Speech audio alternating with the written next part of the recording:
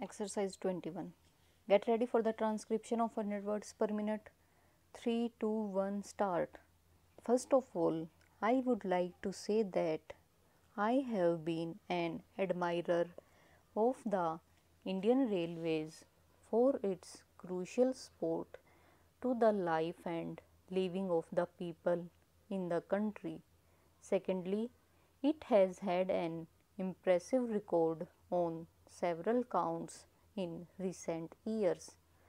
Railways carry as freight items like processed minerals, food grains, etc.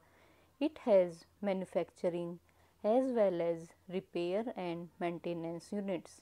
It has also very good organization like the RITES and the IRCON, which have done extremely well in terms of operating results. In this connection, let me compliment the Honorable Minister for his very bold confession on the day he took charge that he was taking charge of the railways in a very good condition. Mr. Vice Chairman, we know that the Honorable Railway Minister was a very eminent trade union leader. Particularly, he was a union leader in the railway industry itself.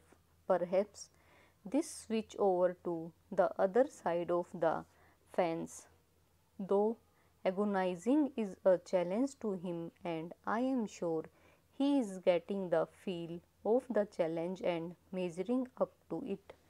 The performance of the railways during the 11th five-year plan has been really impressive.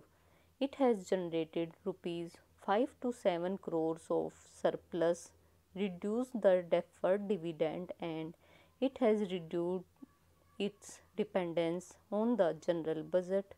It is one of the order of only 41% now. It has also successfully resorted to the instruments of internal resource generation and external resource mobilization from the market. Modernization of workshop, renewal of tracks and coaches, as well as rolling stock have been high on the agenda, and most of these have been met with a general degree of satisfaction. Computerization of passenger services has been a very welcome thing, and a large part of the general public is enjoying its fruits. I do realize the problem of resources and the other kind of things which the Honorable Minister had raised. For example, how it is going to affect the job prospectus, etc. But, sir, the fact remains that the railways have to earn the confidence and the support of the commercial clients. The commercial clients depend primarily on the quality of freight service offered by the railways. As far as the freight service is concerned, railways have a commercial problem. They are competing with the truck industry. The railway freight service is mainly dependent on the quality of service provided by the railways, the cost, and the time involved in that contact. Of course, we realize that the truck industry is energy deficient and it is very costly, but in the final analysis, it is the consumer who has to bear the cost.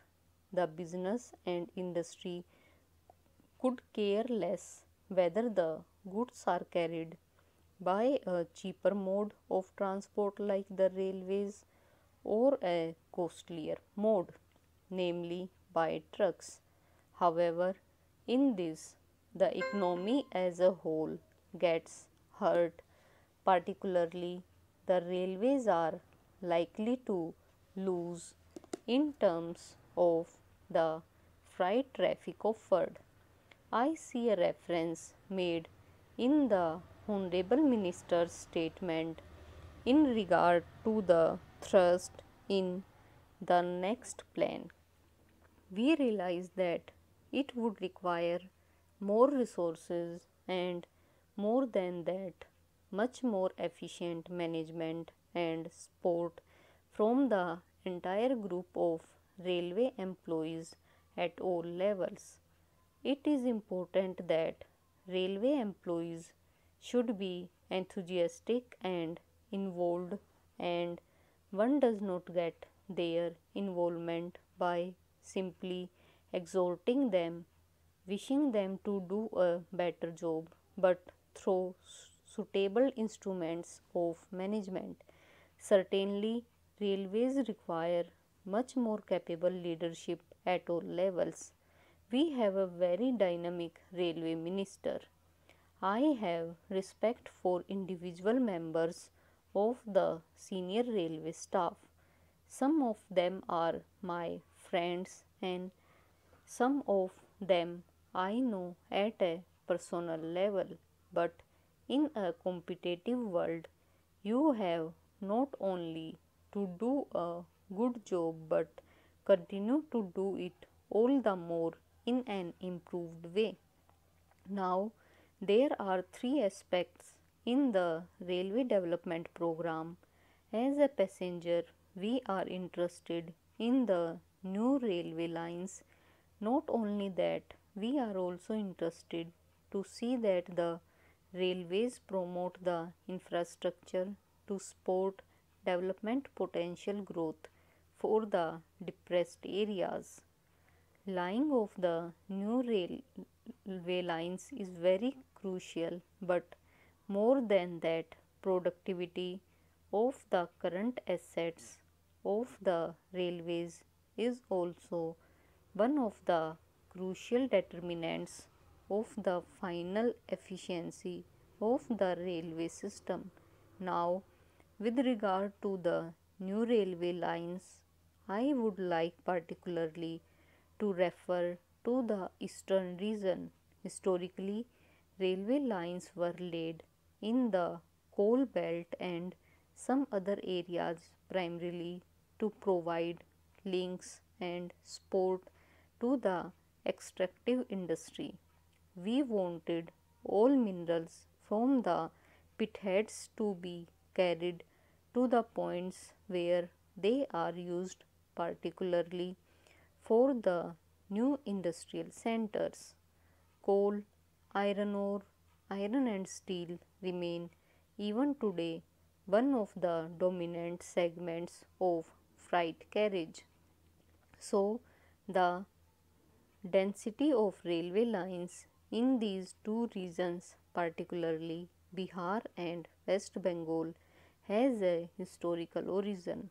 But if you look at the post independent India, the per capita increase of railway track in that region has not been improved.